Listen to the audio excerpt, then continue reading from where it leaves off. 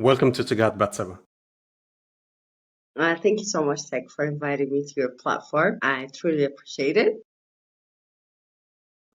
It's my pleasure. And I don't know how to introduce you, Batseba. The sense I have of you is one who likes writing. You have written a lot of articles for Tagat, and I know you have written a lot of articles about Tigray and other philosophical matters for other publications as well. And for that reason, the sense of you that I have in mind is one who is a prolific writer and one who enjoys writing and engaging with ideas. But maybe I should leave the task of introducing you to yourself and tell us about yourself. Sure. As you say, I do like writing. I would say that that is my hobby instead of my profession, though. And I like engaging with the ideas, as you mentioned. But in terms of my work, I have a part-time job. I also do a lot of freelancing. I do a BE in law and justice. I did my BA in law and justice, and I from Central Washington University, and a Master's of Public Administration from New York University.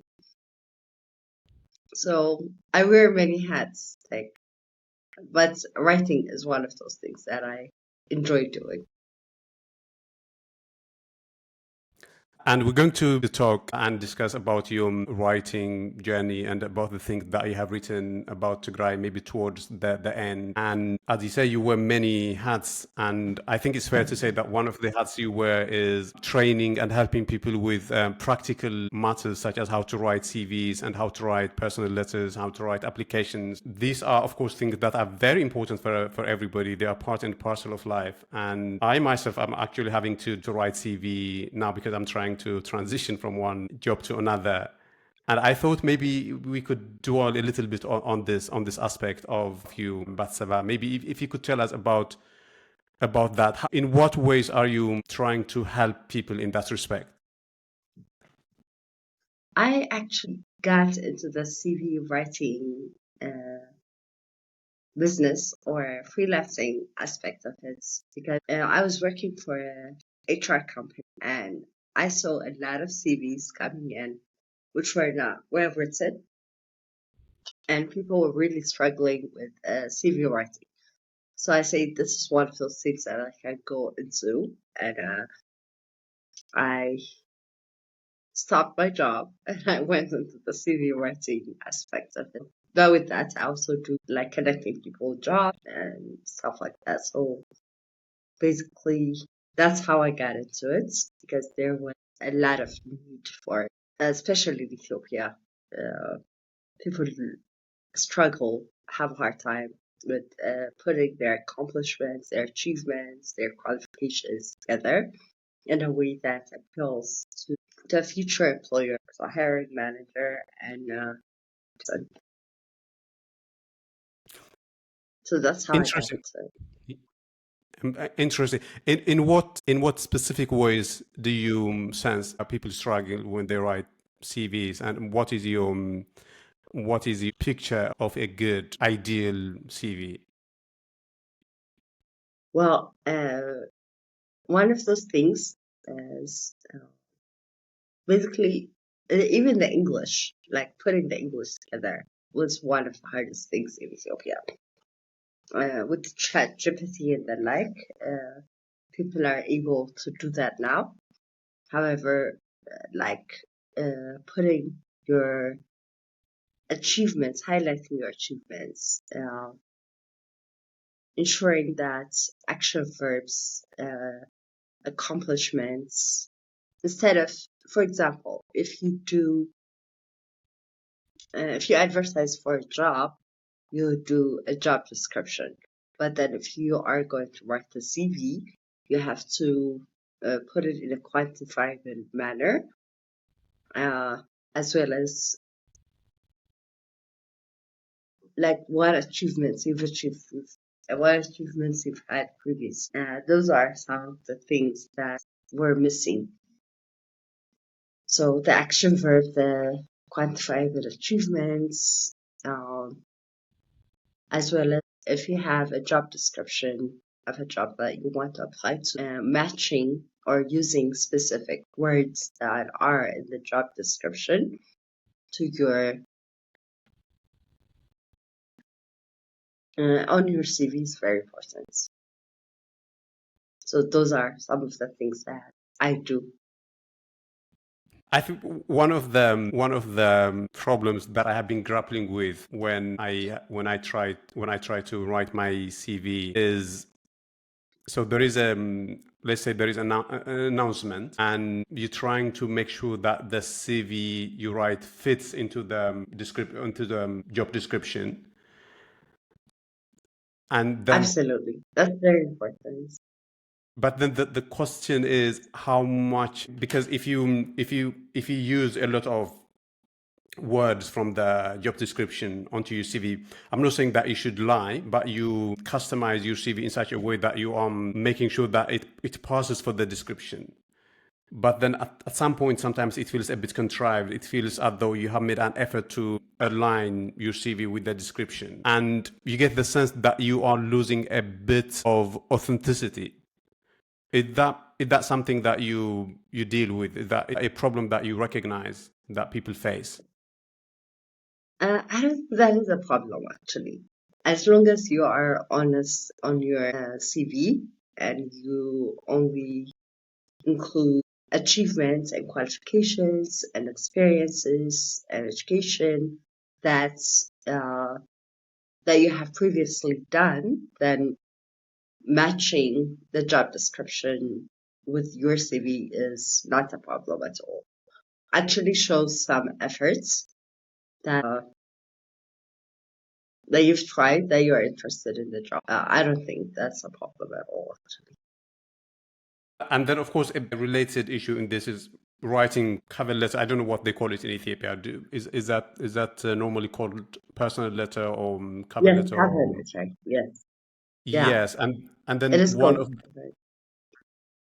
yes, and then one of the difficult balances to find is how do you organize the cover letter in such a way that you're not repeating stuff that you have already put on the CV. But sometimes you see people write a cover letter that is essentially an extended version of the CV. But then you can't make it completely divorced from the CV either. You will be forced to repeat some stuff from the CV. But how do you help people to find the right balance between the two documents? Oh, so yeah, that is actually a problem.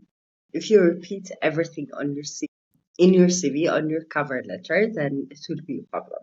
But then what you can do is highlight those aspects that will make you stand out. So the introduction part should be like applying for the job that you saw it somewhere, or that you were referred.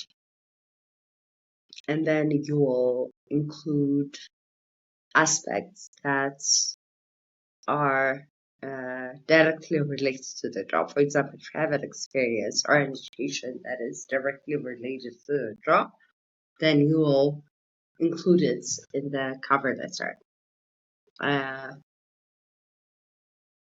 Those highlights, very few highlights on your education and your experience should go in the cover letter, but not everything. So one of those things that I saw when I was at the HR company, like having the same, like all the experiences, all the educational aspects, uh, all the certificates basically repeated in the CV, in the cover letter, which shouldn't be the case. Are you there, Tech? Yep, I'm here. I'm listening. So directly repeated in the cover letter, and that shouldn't be. So basically, your most recent but specifically related aspects of your cover letter should be, of your experience, of your qualification should be in the cover letter. And it should be there in a way that is in a narrative style and directly appealing to the employer. Are you I there? think I've lost you. Hey, Tech. Oh, you're God. back. Yeah, Thanks. you Yeah. had, the connection had cut out. But you were telling us how a CV should what the balance between what goes into the CV and the cover letter should be, and you can continue if your connection is back. Yeah. Yeah. Everything shouldn't be repeated in terms of everything in the CV shouldn't be repeated in the cover letter. It will be redundant. It also shows a lack of creativity, a lack of interest. But then what you can do is highlight those aspects that are related to the job in a narrative manner and in a way that's explicitly say this is related to the job and I'm interested in the job. I'd like to be invited to an interview. I'm available. You mention your information, your contact information, and then that's how you do it. So the cover letter should be complementary to the CV. And I don't know how much of your game you would like to give away, but Seba, but maybe some people might be interested in learning how much artificial intelligence could help them with writing. So how much and what aspects of writing CV or cover letter could one delegate to artificial intelligence? And what aspects of it should they do it themselves? Yeah, one thing with artificial intelligence is that it lacks voice. So it lacks voice of a human being. It's kind of like very monotonous. So that's one of the problems with artificial intelligence. But it can go a long way in terms of like arranging your CV, finding those action verbs, uh, highlighting your achievements, also matching your expertise with the job description. But most of the time, even in an article, artificial intelligence really lacks the voice of a real human. And that's one of the things that after creating the CV with the AI, with ChatGPT or Gemini AI or anything else, you can adjust in a way that matches with who you are. So your authenticity, your voice, your personality. Sorry, Tech. You're back again. It's Your your connection is voice. a bit patchy, Yeah, the connection is terrible. but it's all right. We will just about manage. Okay. And finally, I mean, we're dwelling on this because I think a lot of people will find it useful. Because, like I said in the introduction, these bread and butter matters for everybody.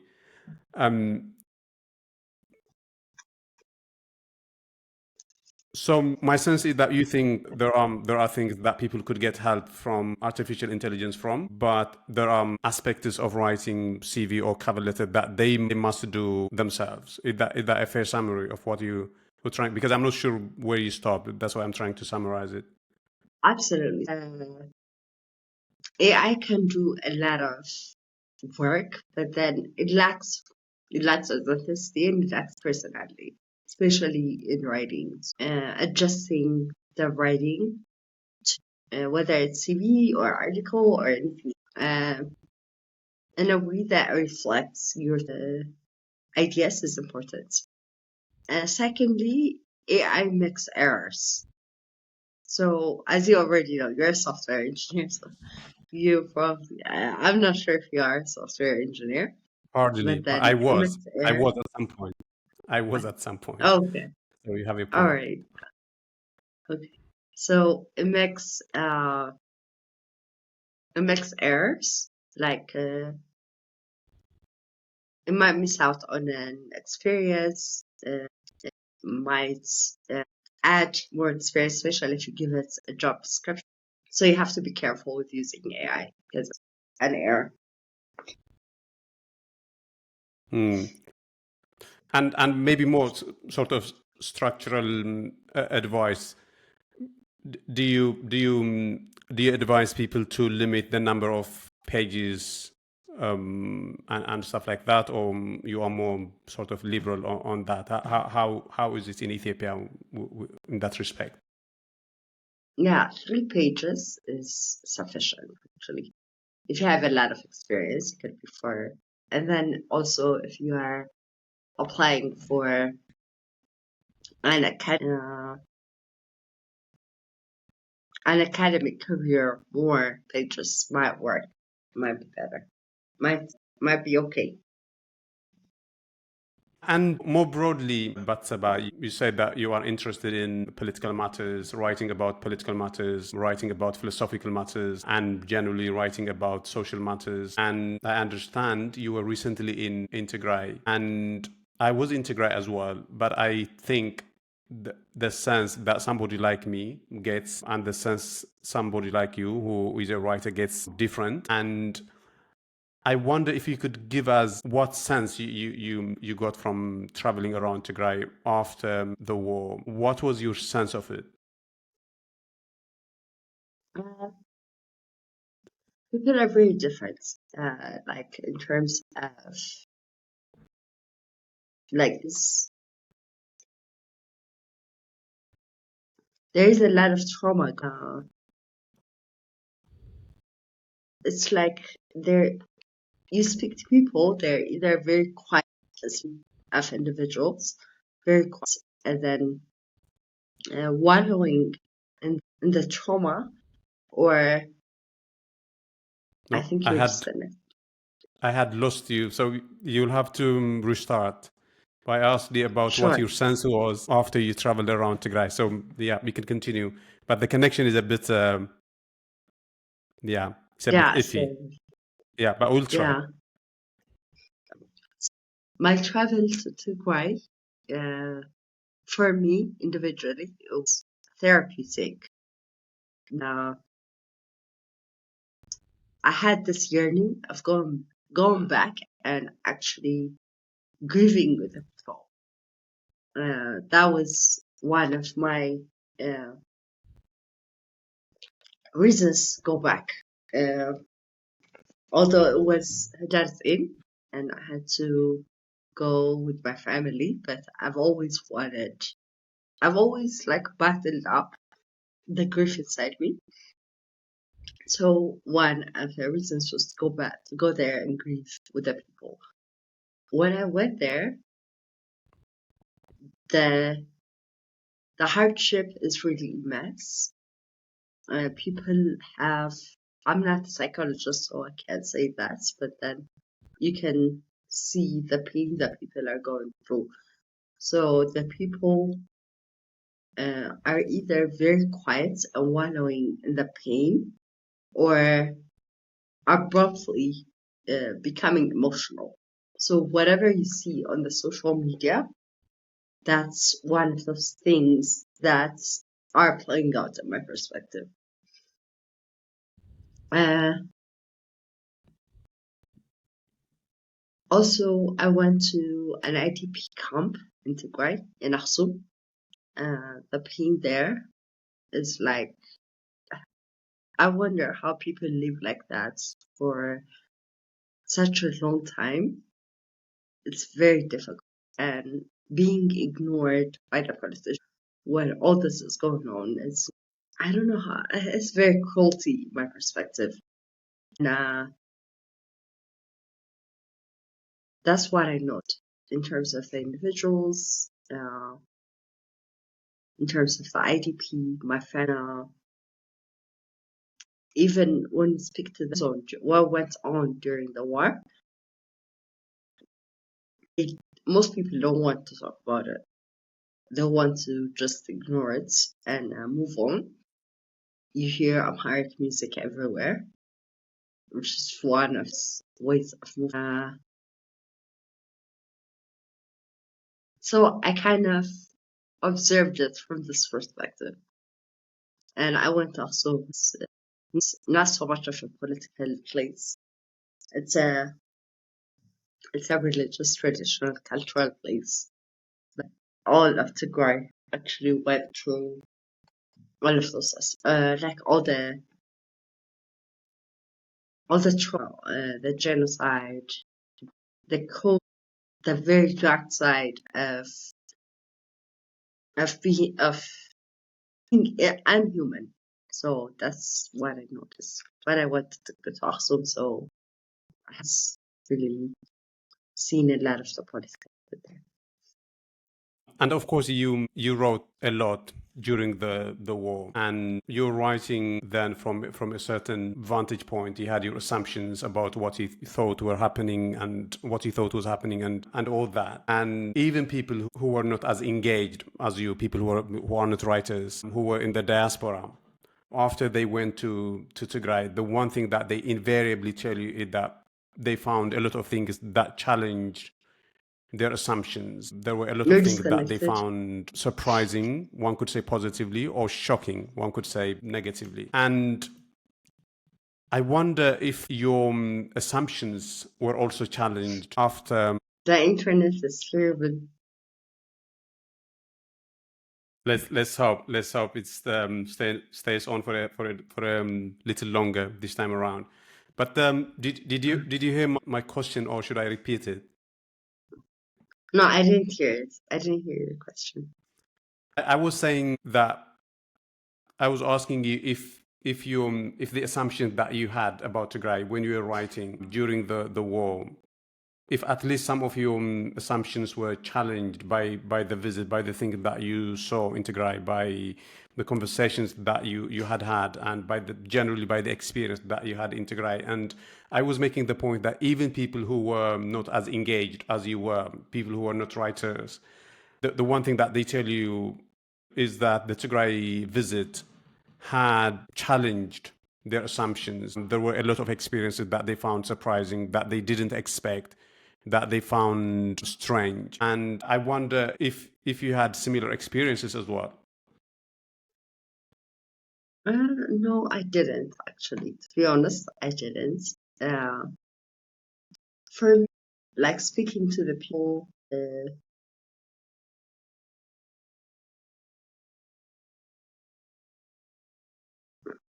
maybe I didn't expect much. Maybe I didn't expect that I would see something. So, but I felt the pain of the people.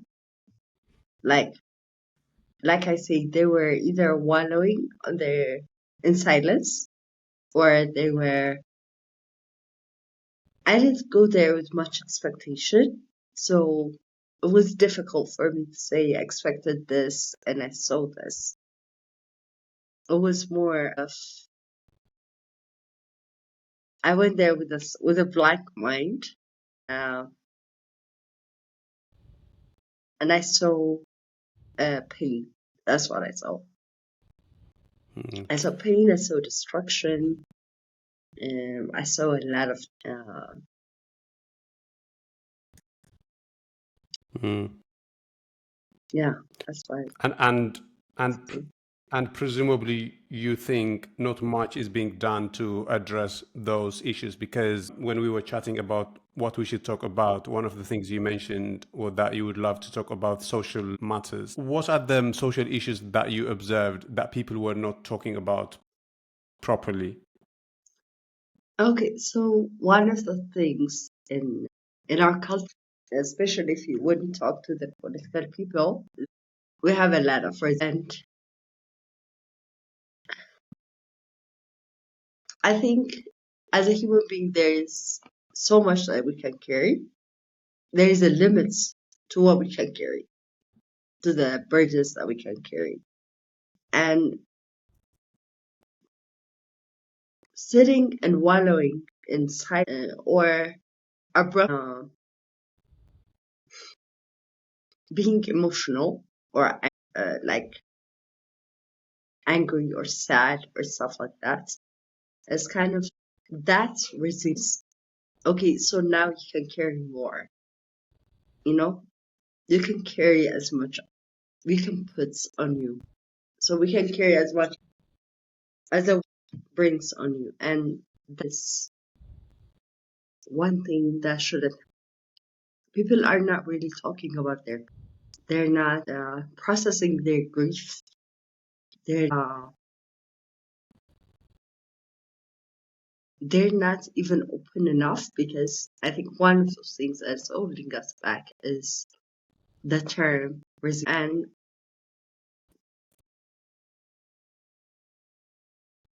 the truth is, we don't even have time to sit down and process the grief, to sit down and feel our pain, because yes,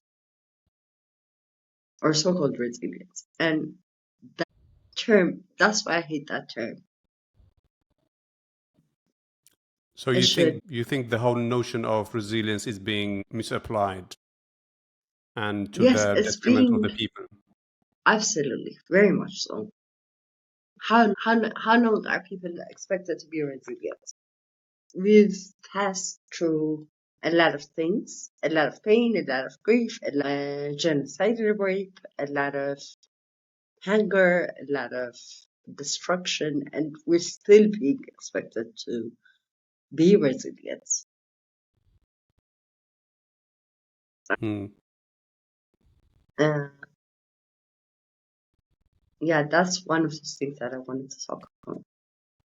I think also part of the reason why people choose to be resilient in the sense you just described is because otherwise they will have to open up about issues that they don't even have the language to talk about. So one problem that a lot of people have talked about in the context of Tigray, for instance, and I'm sure this is something that you'll have heard, is the way the rampant rape issue is being discussed in Tigray is wholly inadequate, of course.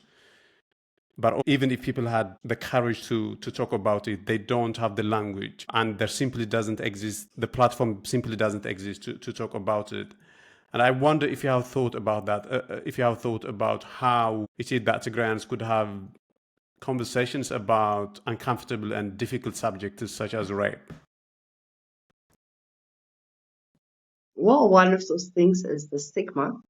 So the stigma associated with it, and that's one of the challenges why people are not talking about rape, about perspective.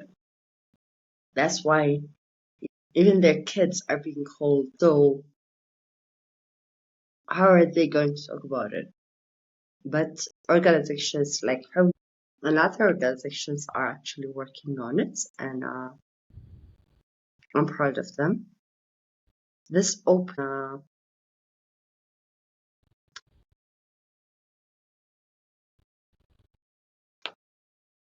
those two are, I think, are just so. One, being resilient, but then the second is in terms of the stigma associated with being raped.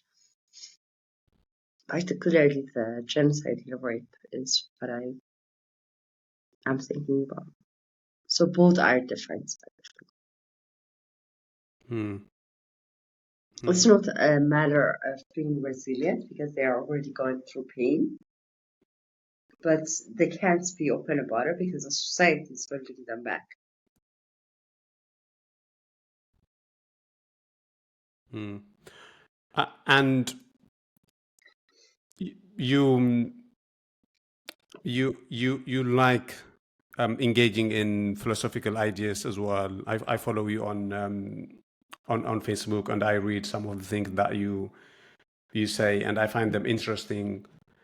And I was wondering if there are things, philosophical ideas that you think should become mainstream in the Tigrayan discourse, because as you know, the Tigrayan political discourse is very it's very poor, it's devoid of new ideas, and I wonder if you think there is a way of injecting new, fresh philosophical viewpoints into the whole Tigrayan discourse.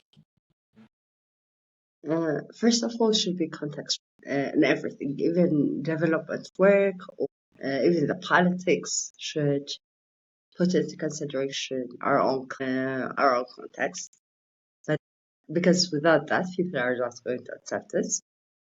Also, we have really good aspects of our culture that we can that we should preserve. So I don't think the term would be injected, but I think Ayn Rand's perspective will be really, that's how societies became, especially the American society. That's how So which perspective this of Ayn Rand do you mean specifically? individualist Individualism. perspective. In what way would that be helpful in the Tigran context now? Uh, that's a good. We would at least be able to talk about our pain. We will take care of ourselves uh, instead of like.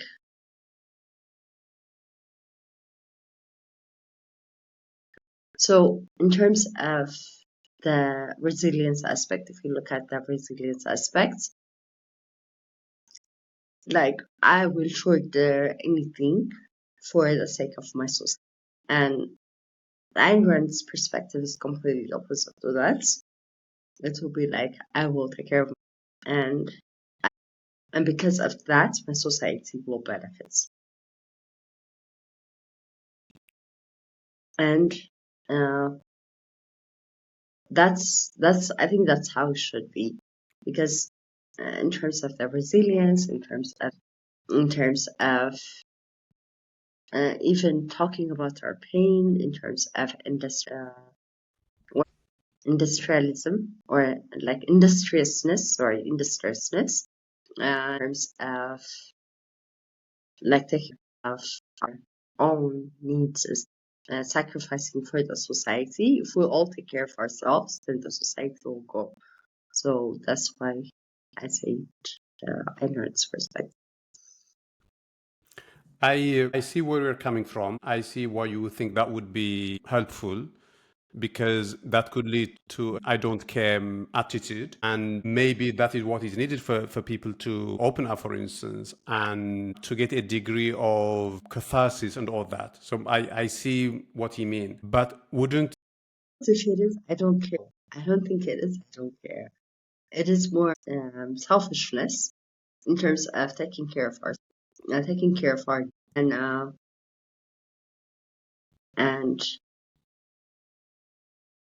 like having that kind of reciprocity, but then more based on our own individual needs. Also, when you think about the politics, it wouldn't be so. If you look at the politicians, they're consistently saying, "Do this for Dubna," or "Do this Nahagarkum." So when you do that, there are winners and there are so the winners are few and the losers are the masses. But if it's based on individual needs, individual selfish, then wouldn't be the sheep is that is sacrificed for the select few. That's why I say Ayn Rand, but it's not about I don't care. I don't think it's about I don't care. no, I completely understand what you mean. But this whole notion of selfishness, wouldn't that be anathema to the Tigrayan way of life? Because if there's one positive thing, not just one, there are many positive things about Tigrayan way of life, but one among them is that it's a communal way of life. Ayn Rand version of selfishness strikes me as something that would be completely contrary to that. So it would be a complete reversal of the Tigrayan way of life. Am I mischaracterizing it then? No, you're right, but then it will be based because I want to. It will be based on my desires because I want to. I would have a social life, but then I won't have to sacrifice my own needs in order to have that communal life. Do you also think that if that sort of thinking was to somehow miraculously take root, integrate, and get traction, would that mean that it would be difficult for the TPLF to have the grip on society that it has today? Yeah, I think it will. What the TPLF is doing now is no develop no develop if we take care of TPLF, then the whole thing will be okay. And they've been saying since the 17-year war, they said that well, the leaders were different, but then they said we're going to have an independent Tigray for practical reasons. They formed alliances and they went to the whole Ethiopia. During the genocidal war, they said we're going to have an independent Tigray, and the same thing happened for maybe for practical reasons as well. It's a party Tigrayans at a peril for selfish. So if you have Ayn Rand's perspective, I think one of the things that it would avoid would be war itself, because people are selfish to go to war. And also, why would the whole community, the whole society sacrifice for one party? You know, it's like very practically, if you think about it logically, why would the whole society sacrifice for one party? If you look through what the TPLF is doing, they make various reasons, and if you look through their history, it's always about independence. Right? Even now, what they're saying is we're going to have so-called Tsimdo, and we're going to have Tigray, and we're going to put Tigray independence. We're going to have an independent Tigray. Now, during the 17 war, we believed them. During the 17 years war, we believed, during the genocide war, people were young, young soldiers were sleeping on bags that says independent Tigray, and people believe them. Now, if we do it again, I think it's our own fault. Because how many times do you believe the same thing repeated over and over and over again? I think one of the mischiefs that TPLF does, saying the same thing and putting the people at a cost, while they're saving their own party. And let's say, well, I'm not saying let's bring Ayn Rand's perspective, have it implanted into Tigray, but there are some things, nuanced aspects that we can take from Ayn Rand's perspective. Now, if we say everyone should care for their own needs, they should be selfish, they shouldn't sacrifice for the TPLF over and over. We can even bring in the objectivist perspective. It's like looking looking at reality. If you look at reality, you won't fall into the mistake over and over again. And that's what TPLF has been doing. It's also saying sacrifice for Tigray, sacrifice for our Divna. Now we're gonna have this, we're gonna have that, but the same problems and yeah, Ayn Rand's perspective would help in that perspective, in that aspect. Well, then maybe the manifesto of the new political party that is being set up in Addis Ababa should be either Fountainhead or Atlas Shrugged or. But as you know, I joke, but I think that the point maybe that I should make is that, as you know, in the West, Ayn Rand is not regarded as a credible thinker, but maybe it works in Tigray. Maybe you have a point. Maybe that is something that should be given a bit of weight, and it shouldn't be difficult to do because, you know, although Tigray generally is not known for its reading culture, but Ayn Rand is actually a very, very familiar philosopher in Tigrayan circles. So to have the conversation going shouldn't be a difficult endeavor. So maybe you should take that assignment and push it forward. But in terms of Tigray politics, Batseba,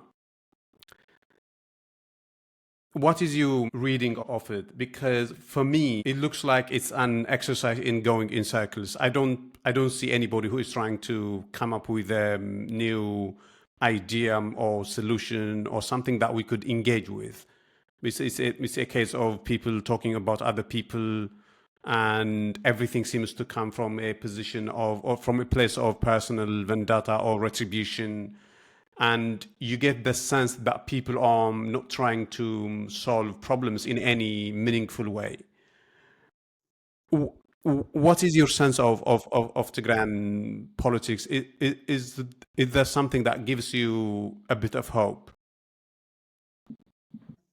I think someone say no war and no peace.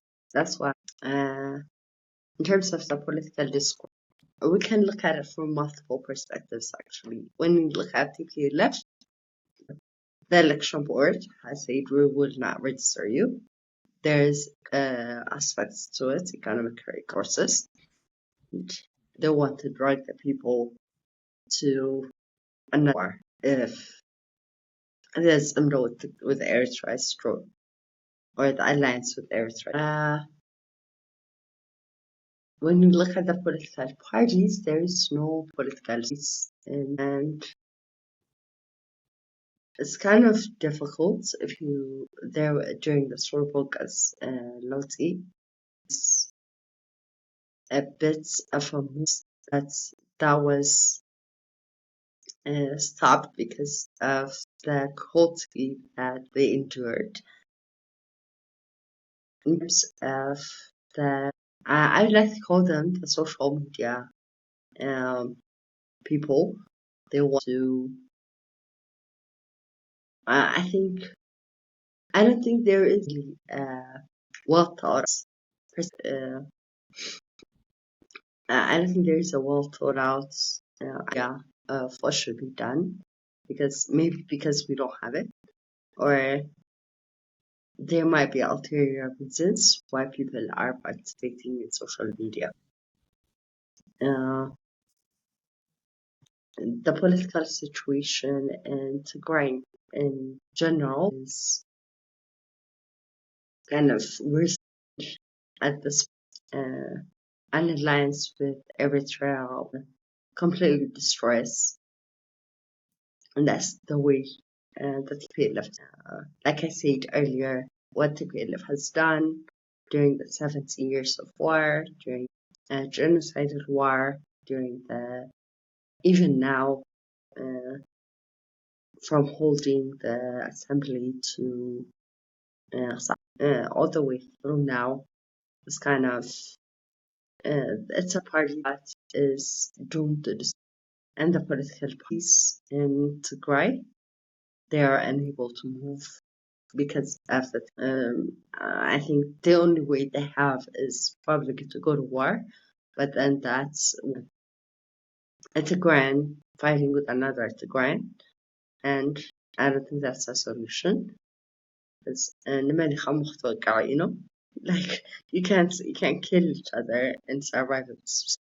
But opening the political space and pressuring or having a peaceful movement to eradicate PLF will be the very first that should go if we're going to move a step further in terms of in terms of having any type of stability in Tigray in the future. If Tigray is going to survive, the TPLF should go, actually, in my perspective. I think when it comes, But we also have very few in Tigray, very few. Those elites have tried it previously, but currently it's kind of either they've been pushed away or they've lost hope, in my perspective. The social media people with influence, I don't think they have a well thought out idea.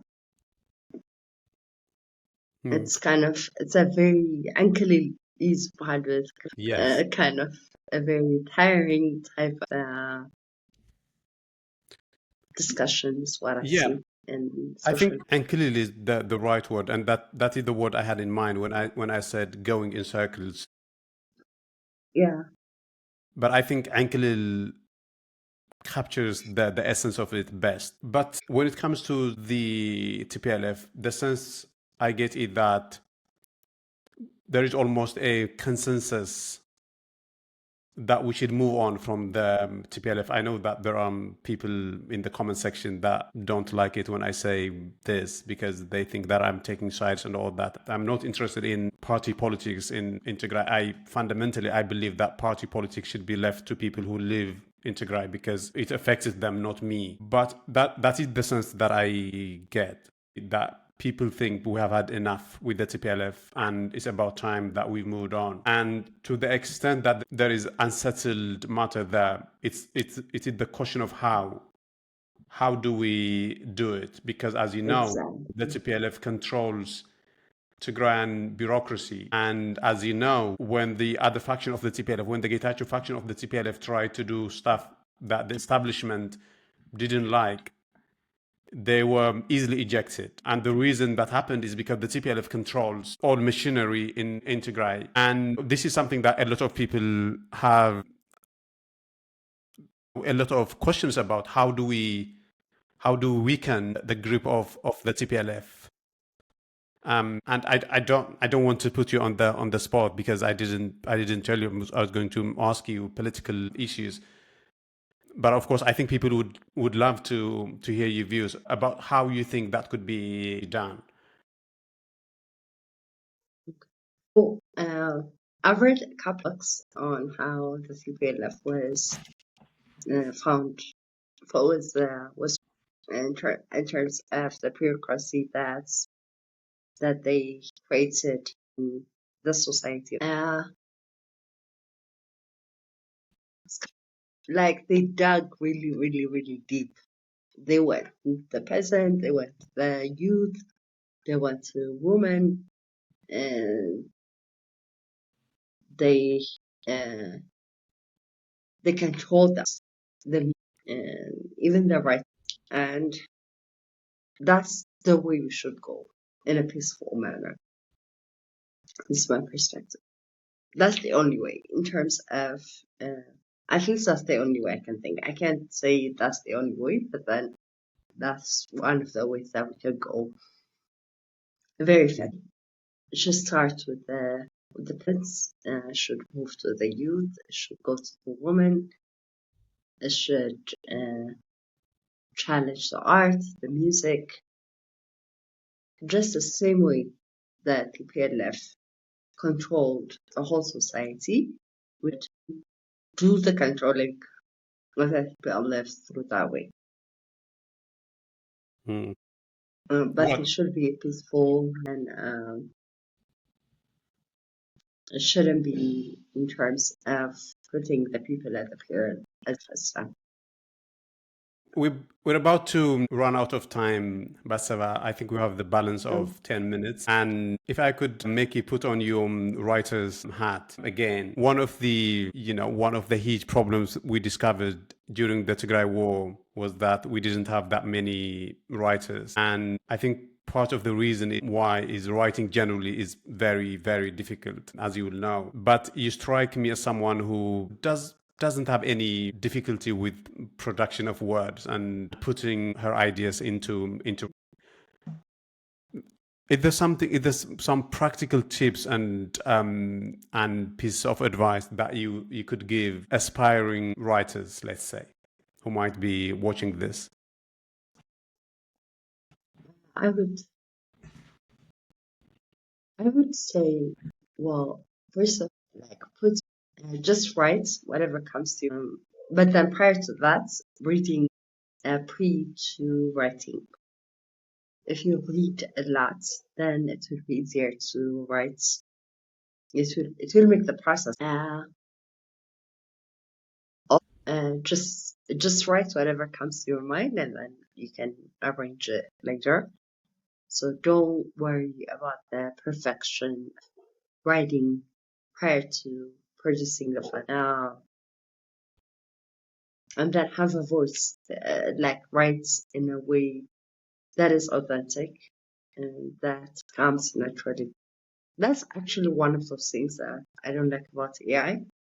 I love AI actually, but then one of those things is it's very robotic. It's not it doesn't have a person. Yeah. And when it comes to Tigray, it kind of uh, have a very perspective. So having that voice is important. Although you can also use AI. I That's what I advise what I think. I am not one to use artificial intelligence for writing, but that could be because I don't write that often. But I suppose one way people use AI for writing is they ask it to give them a draft, the basic sort of blueprint, and then they do the finishing touch of giving it a bit of authenticity and a bit of personality and life. I wonder if that is something that you do as well. But you make this interesting point that you must first read before you could write well or convincingly, and that you can't cut corners. There is no shortcut. So maybe could I ask you if you have some reading recommendations that you could give to my to my And viewers? have a lot of reading. Rattle them off. Rattle them off. Okay. Uh, I know I mean, also, like, at the end of the day, he became bad in terms of the genocide and war. But I love Argard's book, Species. It's really, really good. In terms Was that on the political of, struggle of the TPLF? I think I have yeah, read I it. think so. Yeah. It's, I also like the way of Haggai. What was his name? The guy who you invited The to your Israeli, show. yeah, the historian. Yeah, I had him on the show, and I'm trying to get him on again. But yes, he's a wonderful He's really, historian. yeah, he knows. I like the way I really like the way he writes. And I've read two of his books. One is on Ras Alula, and one is on the Greater Ethiopia, the Greater Tigray, and the magnetism of Ethiopia. I think that's what. The mysticism of The, Greater Ethiopia. yes, yeah, that book is good, and I love the way it's the he writes really amazingly. I like Sarah Vaughan's book, Understanding Ethiopia's Very War. Although it's kind of difficult part to follow through. We had a book club discussing. Other than that, there are books on how to the art thinking fast and thinking. I actually when I say Ayn Rand, I only read her and watched her lecture, and it was amazing. There was a series of one, so even watching podcasts would get the juices of flowing. So watching podcasts like I can actually send it to you or I can put it on the comments. In fact, so yeah, those are my recommendations. That's That's a comprehensive list, and I would just like to say that I also had Sarah Vaughan on Tagahat, and of course I have read the book as well that she co-authored with Martin Platt, and it's a wonderful account of the Tigray War, the genesis of it, how it happened. I think for people who don't have the whole picture regarding Ethiopia, it's a comprehensive account, and in that context, I would also like to mention Daniel Burhane. Actually, he has written a really good book about Tigray War, and I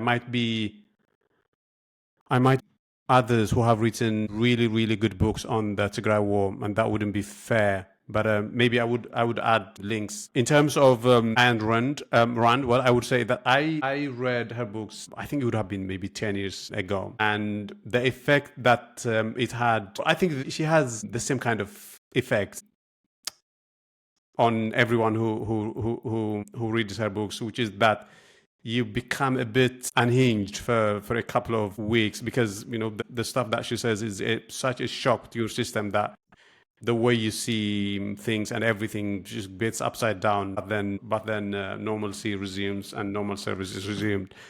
But I think people should read her, of course. But that was that from me, Batseba. Thank you very much. I read a lot of the things that you write. You have written really insightful articles for Tighat and for other publications, and you are a very important voice during the war. What was it that said that he had a certain facility with words? It said that he didn't find writing particularly difficult, and maybe you are in that category as well. So I hope that you'll continue to write. Kind of you. And That's very if kind you of have you. some Thank you. concluding remarks, I would be happy to hear. Otherwise, that from me. Okay. I just want to say thank you so much for being in your platform, and I had a great conversation with you, and I hope uh, I hope I love the cat as well, and I hope it will boom. It's kind of one. Um, you're documenting a lot of things, and I remember one day I stayed up until 3 a.m. in the morning here, just reading the articles from the cat and from Omna Tigray. And you're doing a very important work. Thank you.